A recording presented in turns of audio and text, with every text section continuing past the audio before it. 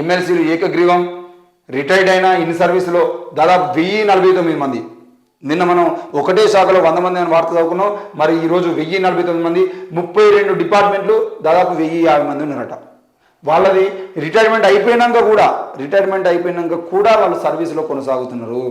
మరి పురపాలక శాఖలో అత్యధికంగా 178 మంది, సివిల్ సప్లైస్ హైయర్ ఎడ్యుకేషన్లోనూ ఎక్కువ, సగటున ఒక్కొక్కరికి 1,50,000 జీతం, నెలకు 16 కోట్ల రూపాయల భారం ప్రభుత్వం మీద పడుతూ ఉంది. ఈరోజు రాష్ట్ర వ్యాప్తంగా ఇదే 1050 మంది, 1049 మంది కనుక వాళ్ళని రిటైర్మెంట్ అయిపోయిన తర్వాత తీసి పక్కన పెడితే మరో 1049 మందికి ప్రమోషన్లు వచ్చేటివి. ఆ ప్రమోషన్లు కనుక దక్కితే 1000 ఉద్యోగాల కల్పన జరిగేది. మరి 1000 ఉద్యోగాలకు నోటిఫికేషన్ ఇవ్వాల్సిన అవసరం వచ్చేది. ఈరోజు ఒక 1000 మందికి ఉపాధి కల్పించి గవర్నమెంట్ ఉద్యోగాలు పడితే 1000 మందికి ఉపాధి కలిపేది, అంటే ఉద్యోగాలు కల్పించేటువంటి అవకాశం వచ్చేది.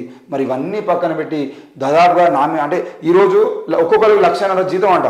మరి 1,50,000 జీతం వాళ్ళకి ఇచ్చే బదులు ఈరోజు అదే 1,50,000 జీతంతో 3-4 ఉద్యోగులను మనం కొత్త వాళ్ళని మెయింటైన్ చేసుకోవచ్చు.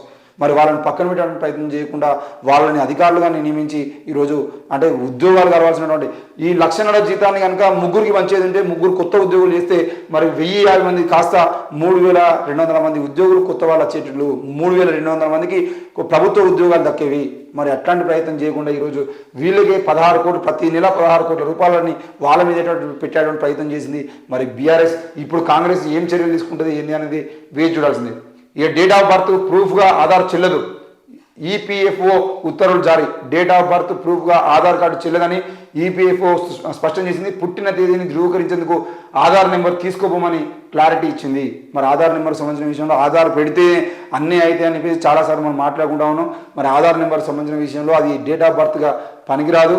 అది కేవలం మీరు ఇండియను, మీరు పలానా వ్యక్తి అని చెప్పేసి తెలియడం కోసం మాత్రమే ఐడెంటిటీ కార్డు తప్ప ఇదే ప్రూఫ్, ఇదే నేను పుట్టిన తేదీ ఇదే అని చెప్పేసి. ఎందుకనంటే ఇక్కడ ఏం జరుగుతుందంటే ఆధార్ కార్డులో 60 సంవత్సరాలు ఉంటే పెన్షన్ వస్తుంది అని చెప్పేసి అనుకున్నాను అనుకో, వాళ్ళకి 55 సంవత్సరాలే ఉన్నాయి.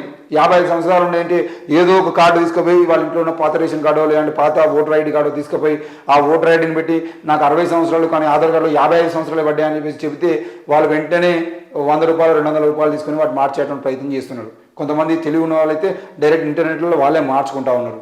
మరి ఆ ఆధార్ కార్డుని అట్లా ఒకసారి 45 సంవత్సరాలు తగ్గించుకుంటారు, అవసరమైతే ఒకసారి ఏదైనా లోన్లు వస్తున్నాయి, మరి 60 సంవత్సరాల వాళ్ళకి మేము లోన్ ఇవ్వమని చెప్తే మళ్ళీ 45 సంవత్సరాలు తగ్గించుకుంటారు. సో ఇట్లా ఆధార్ కార్డులో ఉన్న డేట్ ఆఫ్ బర్త్ని ఎప్పుడు పడితే అప్పుడు మార్చుకునే అవకాశం ఉంది. కాబట్టి దాన్ని మేము డేట్ ఆఫ్ బర్త్గా పరిగణించమని చెప్పేసి అయితే ఈపీఎఫ్ఓ చెప్తా ఉంది. మరి అది అందరికీ వర్తిస్తుందా, ఏం చేస్తారు అనేది కూడా చూడాల్సిన అవసరం ఉంది. ఇక రైతులకు అండగా నిలవాలి, వ్యవసాయాన్ని లాభసాటిగా మార్చాలి. దావోస్ సమ్మిట్లో సీఎం రేవంత్ రెడ్డి.